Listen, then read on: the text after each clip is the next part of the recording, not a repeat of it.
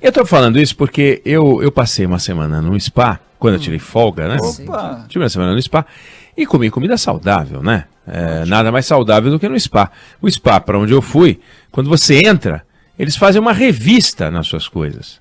Para saber se, em vez de shampoo, você não tá levando leite condensado, né? Se você, em vez daquelas de pílulas, você não tá levando aqueles M&M, esses troços. Não, isso aqui é o remédio que eu tenho que tomar. Quantos? Eu tomo 80 pílulas por dia, eu quero estar levando M&M, né? Eles fazem uma revista, é curioso. E lá você define o cardápio, passa com o médico, eu vou comer tantas calorias e tal, enfim.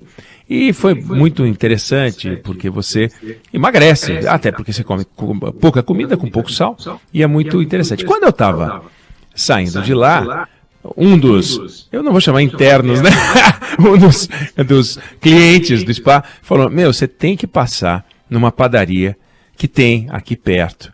Isso ele dizia que a padaria ficava na cidade de Sorocaba, no interior de São Paulo, chama-se Padaria Real. Não conheço os donos, não estou fazendo merchan, não sei quem são, porque lá tem uma coxinha, saindo do spa, tem uma coxinha, você tem que ir lá comer. Aí, influenciado, eu peguei o carro e fui até a Padaria Real comer a coxinha, que disseram que era uma das melhores coxinhas de São Paulo, do Brasil, do mundo, do planeta, das galáxias e tal. Comi, muito boa coxinha de fato, queria sem catupiry, só tinha com catupiry, mas gostei, eu prefiro sem catupiry. Aliás, 999-592-100. Você gosta de coxinha sim e não? Com catupiry ou sem? Eu prefiro sem.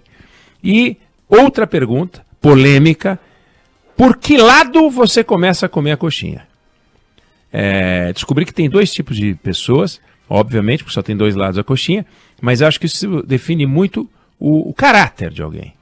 Eu começo a comer a coxinha pela parte bicuda. Tem gente que começa a comer a coxinha pela parte gorducha. Eu quero saber... Olá! Débora Alfano começa a comer pela parte gorducha, porque você prefere comer logo o recheio para deixar aquela pontinha que só tem batata pro final? Mas eu como tão rápido que nem tem muito o que esperar. Ou seja, você come tudo, não faz muita diferença, né? Não, a parte gordinha é mais saborosa, né? E o Fábio? Olha, eu nunca reparei, na verdade. Eu acho que eu não tenho preferência. Imagino que eu deva começar pela parte mais gordinha. Mas assim, olha, eu não tô certo disso. Tá 2-1. Não tô convicto. 2-1. 999-592-100. Colocada a questão polêmica. Isso é muito mais importante. É polarização. É literalmente polarização. Só tem dois polos. Então, fui lá e comi a coxinha. Eu não sei quantas calorias tem uma coxinha, mas tem bastante. Mas o que me impressionou é que Sorocaba tem 150 mil habitantes. Não é uma cidade pequena, mas também não é uma metrópole. Aí essa padaria, que são várias, são 3 ou 4 padarias, mas essa que eu fui, tem 2 andares de estacionamento. Tipo daqueles do shopping, que você, quando você entra na vaga, você vê as vagas disponíveis, porque tem uma luz associada a cada vaga e está verde, aquelas vagas que você pode entrar, e quando você embica seu carro, fica vermelha. Poxa vida, eu falei, nossa, que organização. Aí escada rolante, elevador. Aí eu fiquei impressionado, fui dar uma fuçada na história dessa padaria. Tem um quadro ali, 3 quadros com os fundadores da padaria. Essa padaria tem 800 funcionários. 800 funcionários. Não a padaria, mas as padarias são 4. 800 funcionários. Parece que abriu uma na capital, em São Paulo. Volto a dizer, não sei quem são, não conheço, não é merchan, não tenho a menor ideia de quem sejam os donos. Claro, sei porque me informei. Mas 800 funcionários. Aí, por curiosidade, fui no Google, maior padaria do Brasil. Aí tem uma padaria em São Paulo, chamada Cepan, que somando a fábricazinha anexa tem 1.100 funcionários. Falei, olha que coisa impressionante. 2 padarias, 2.000 funcionários. 2 redes. Aí você procura o maior restaurante do Brasil, fica em Curitiba, né, Débora e Fábio? Fica em Curitiba. 4.500 pessoas podem comer ao mesmo tempo. Uma quantidade absurda de funcionários. Você anda numa rua de bares e restaurantes na sua cidade, 5 funcionários, 10 funcionários, no outro tem 20, numa rua tem 100 funcionários. Aí na outra rua tem mais 100 funcionários. Na outra rua mais não sei quanto. Então, você vê que tem um segmento, aliás, existem mais funcionários no setor de panificação do que na indústria automobilística. E por que eu estou comparando com a indústria automobilística? Porque a indústria automobilística é o grande fetiche nacional. Trazer a indústria automobilística para o Brasil foi um feito que o Brasil batia bumbo. Trouxemos a indústria automobilística, de lá saíram os movimentos sindicais, né, eles surgem, se fortalecem, aliás, na indústria automobilística, não é que surgem ali, mas se fortalecem na indústria automobilística. Aí você pega uma fábrica, por exemplo, da BMW em Santa Catarina, ela tem um número de funcionários semelhante à padaria real. A fábrica da BMW em Santa Catarina tem um número de funcionários semelhante à padaria real e essa padaria Cepam. Mais ou menos esse mesmo tamanho, essa ordem de grandeza. Só que quando inauguraram a BMW, estava governador, estava ministro de Estado, secretário de Estado, foi uma guerra. Ofereceram para a BMW o que ela quis e o que ela não pediu. E arruma a estrada, não cobra energia, não cobra o imposto, abre mão disso, abre mão daquilo. Você que trabalha com o setor de serviço, qual é o benefício que você recebe do governo quando você abre a sua empresa, né? Comparado ao benefício que alguns setores recebem para a indução, porque na cabeça dos governantes eles merecem, porque vão gerar empregos. Pois já, a padaria gera tanto emprego quanto. O setor de serviço, Juliana noticiou ontem, está nos jornais, cresceu e está se recuperando, voltando a crescer. O que é setor de serviços, né? A padaria é setor de serviço. Você tem, basicamente, no PIB, 3 fatias, né? Agricultura, indústria e serviços. E eles se misturam, porque a agricultura é um pedaço do agronegócio, que pega indústria também. Quando você vê uma torta de frango no supermercado, você tem a venda da torta no supermercado, que é serviço. Você tem a entrega da torta para o supermercado, que é serviço. Mas você tem a fabricação da torta, que é indústria. E você tem a produção avícola, você tem a produção de farinha, que é a agricultura. Mas se você fosse dividir classicamente o PIB, agricultura, indústria e serviço, esse último, para lá de abrangente. Então abriga comércio, transporte, sistema financeiro, previdência, educação é serviço, saúde é serviço, turismo é serviço, pesquisa. E essas fatias, elas se misturam. Então, uma cai, a outra sobe, não tem como você não misturar as três, e ao mesmo tempo não tem como uma crescer e a outra não diminuir, em termos percentuais. Claro, todas podem crescer em faturamento, o PIB vai crescer junto. E o setor de serviços, que está se recuperando, é um setor para lá de importante.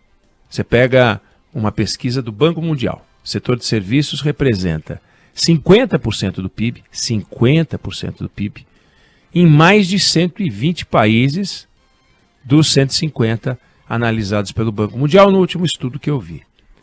E mais de 70% em 34 países. Dentro desse bloco de 121, 34, o setor de serviços representa mais de 70% do PIB. No Brasil é 72%. Na Europa é 74%. Nos Estados Unidos é 80%. Então, olhar para o setor de serviços é fundamental. Quando sai uma notícia de que o setor de serviços está crescendo, a gente tem que olhar para ele e falar, puxa vida, que bacana. Por quê? Você pega a indústria, nos Estados Unidos, ela já empregou 25 de cada 100 trabalhadores, hoje emprega 10. No Reino Unido, a indústria caiu, em termos de emprego, metade do que era há poucas décadas. E você for olhar para o setor industrial, no PIB, nas economias mais pobres, você vai ver que no México, por exemplo, mais da metade da mão de obra estava empregada na indústria nos anos 80, hoje, coisa de 1/3. E assim acontecendo em vários países. Então, o crescimento, o florescimento do setor de serviços é fundamental para suprir a mão de obra que vai ficando para trás no setor industrial, por exemplo.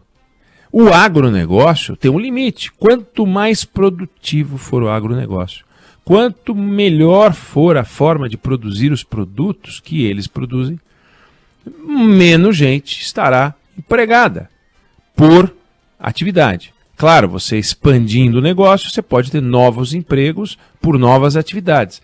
Mas não dá para você falar em aumento de produtividade no campo sem que você tenha uma redução do número de empregados na mesma atividade. Então, um setor de agro mais produtivo é um setor que emprega menos. Quando o setor industrial emprega menos? Quando o setor de agro emprega menos? Hoje, quando você faz um investimento de $1 milhão em um negócio qualquer, antes você gerava um certo número de empregos, agora você gera um número de empregos menor, muito menor. Então você tem que crescer muito mais para suprir a mesma quantidade de empregos.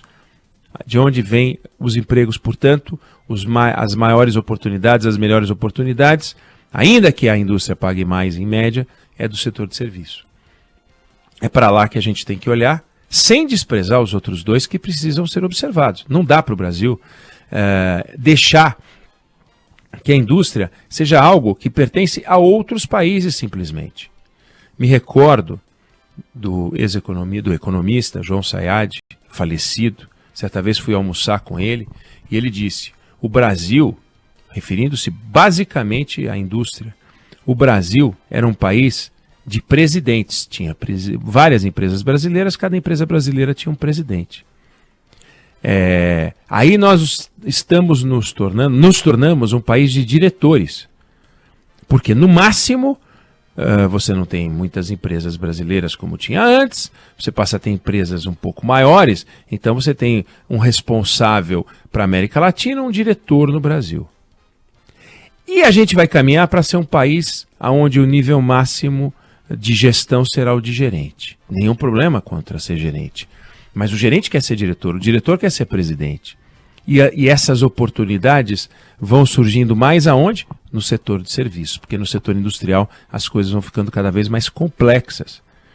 E o setor industrial tem um grande desafio. Nós estamos numa eleição, ele tem que discutir o seu futuro, que tem que ser observado com muito interesse, muito respeito, porque o Brasil tem muito campo para avançar na área industrial, como tem ainda no agronegócio, mas tem um limite. No caso de empregos, por exemplo, o limite é claro, é pelo setor de serviços.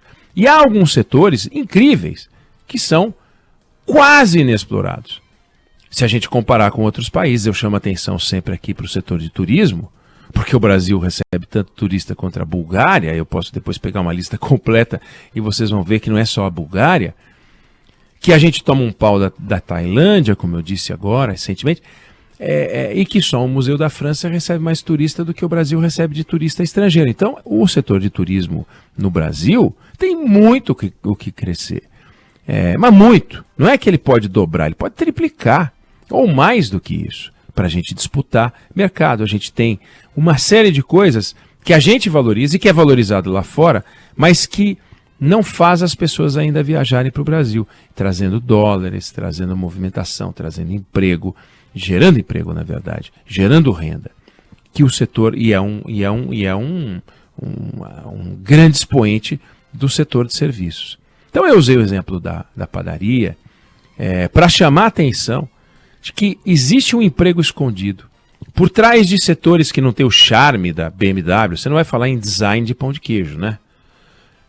Você não vai falar em design de coxinha. Embora tenham inventado umas coxinhas de morango, né? Coxinha de chocolate, mas coxinha é coxinha.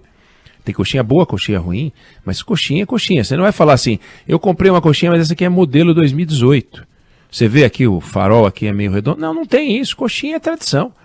Quanto mais parecida com a que foi feita no ano passado, melhor. Claro, é melhor fazer com produto novo. Mas eu estou dizendo, é igual. Visualmente ela é igual. Isso é que é bacana. Os restaurantes se orgulham de dizer, desde 1910, essa Cepan é desde 1963. Tem orgulho. Já os carros querem ser cada vez mais tecnológicos. Você não vai falar em tecnologia no consumo do produto. Claro que na produção tem. Então, o setor de serviços é fundamental. De forma que o Brasil tem que, nesse ano, olhar para essas coisas que parecem meio exóticas, né? O PIB, é um formato de uma pizza, corta em fatia, agroindústria, indústria, serviço, comércio dentro, banco. A gente tem que olhar e dizer, por trás disso, tem a nossa oportunidade de crescimento. Se a gente está com 72% dos empregos e do PIB brasileiro no setor de serviços, é quase 3/4 do setor de serviços entregue, do PIB brasileiro entregue a um setor. É impressionante a força que isso tem, né? Hoje o Brasil tem mais empresários e gente trabalhando por conta própria do que com carteira assinada.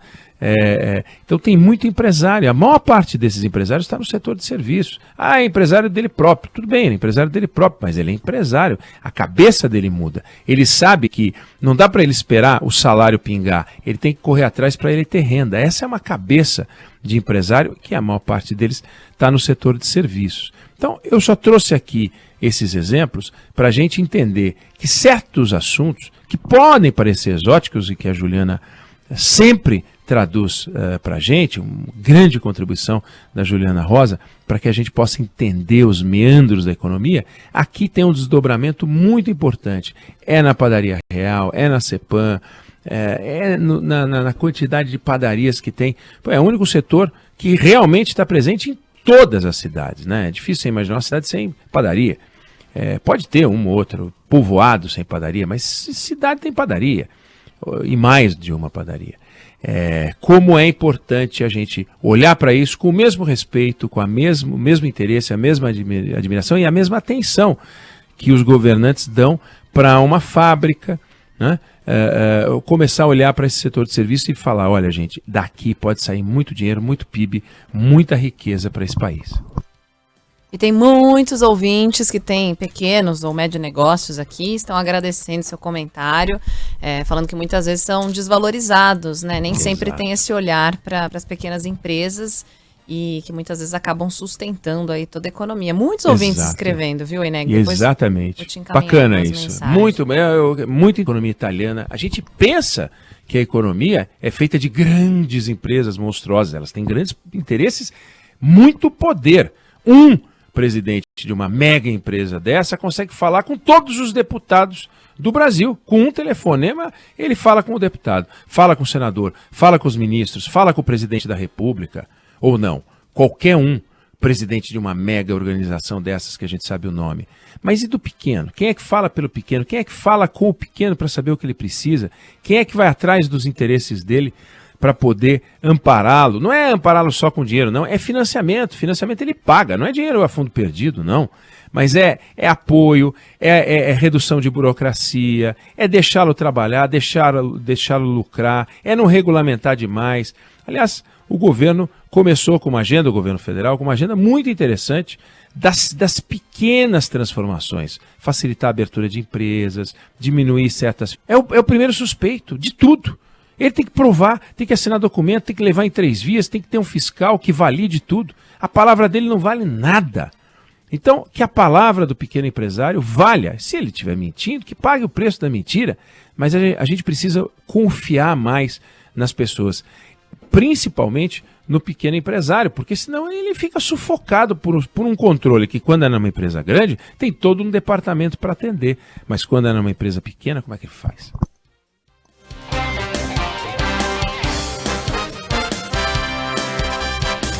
Meio-dia, 23 minutos agora. Ministros do Supremo Tribunal Federal vão analisar uma ação que questiona o aumento do fundão eleitoral. De Brasília tem mais informações com João Pedro Melo. O plenário do Supremo Tribunal Federal pode julgar ao